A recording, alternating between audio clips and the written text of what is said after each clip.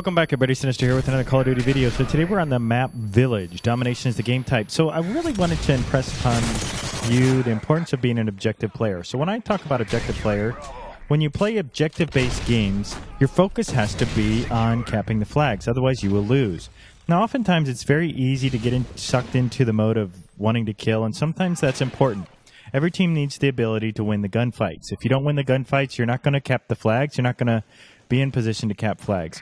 I wanted to show you a little clip of my video and how I approach this map. Oftentimes, people approach this map and tend to run to C, especially when they're in the cave spawn.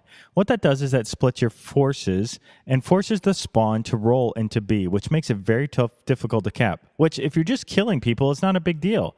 But if you're an objective player like me, it can be very frustrating trying to cap a flag when your teammates are working against you.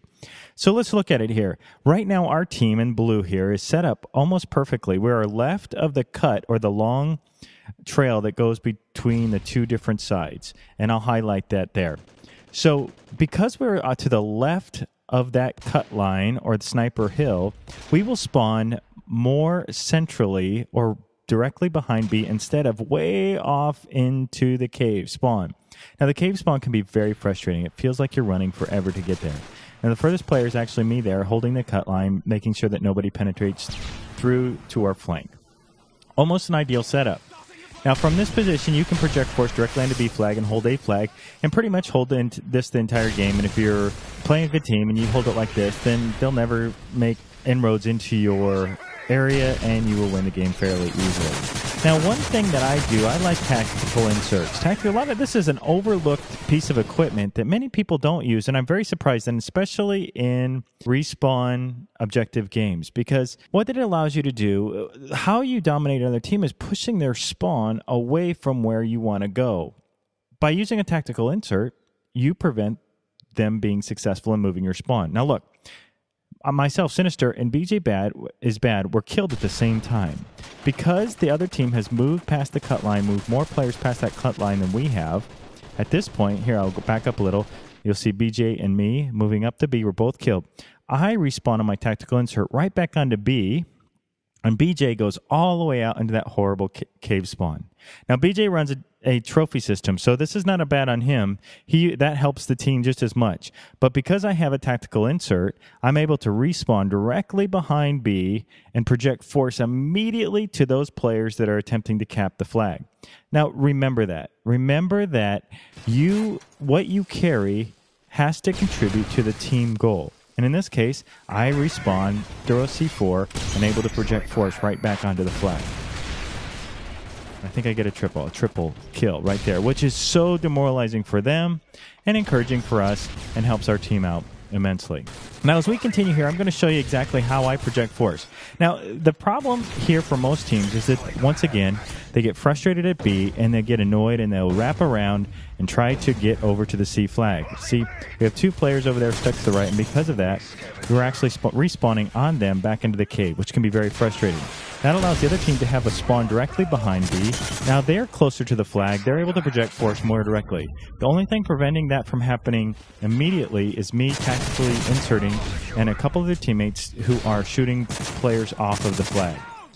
Remember, as a team, tactical inserts and map positioning. If you get the C spawn and your team is primarily over behind B, get back over on your side. Don't push yourself back to C flag because you're frustrated or going to try to flank.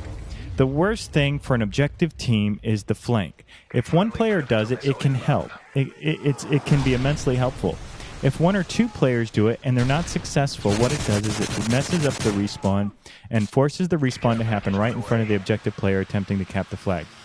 I can't tell you a more frustrating experience than trying to cap a flag when two of your teammates have wrapped around to the backside, forcing a respawn, and then they die, and you've gained nothing. In fact, you've made it difficult for yourself and for your teammates. So always remember, first contribute to the team. Now look, I get this horrible cave spawn. I hate it. I hate that transition, but I immediately, as fast as I can, get back to my side, relay attack, get forced back onto B flag, and begin the battle for it. Now, it's not very successful immediately, so I have to keep working on it. You can't get frustrated. I get a double with the C4, I push back, my teammate Johnny Rocks is there, I die again. Now, can I get frustrated? By attack insert helps me. I'm right back in the gunfight. It's a battle. Now, oftentimes, many people would have gotten frustrated and moved away because I'm dying a lot. And if you're up for KD Horror, then this is not for you. Pick a different game type. Now, I throw a C4 in the blind, I get a kill. And continued pressure with tactical inserts, controlling the respawn, pushing up the middle, will eventually be successful on the B. Now, they had some kill streaks going because they had gotten a lot of kills. That's just that's the nature of the beast. But we're fighting for B. If we lose B, look at the score. 80 to 60, or a little bit more, 81, 82, 60 something. So this is a critical part of the game. If they hold B and C the rest of the game, we lose. But you'll see our tactical inserts. We're projecting force directly into B. My teammates clutch cap it.